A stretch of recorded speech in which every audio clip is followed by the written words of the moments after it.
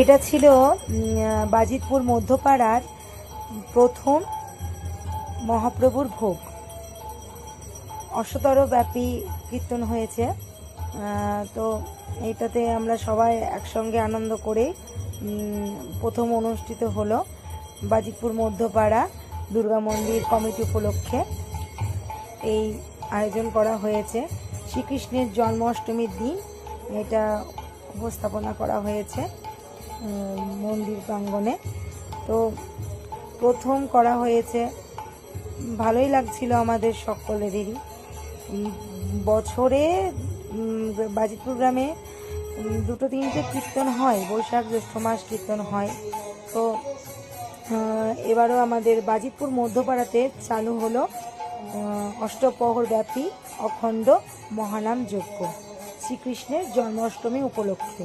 এ প্রথম শুরু হলো। আপনারা অনেকেই পাশে ছিলেন, সহযোগিতার হাত বাড়িয়ে দিয়েছেন।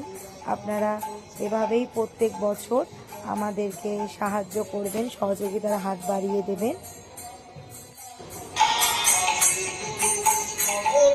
আমরা খুব আনন্দ করেছি, আনন্দ সহকারে আমরা খুব হরিনাম সংকীর্তনে যোগদান করেছি।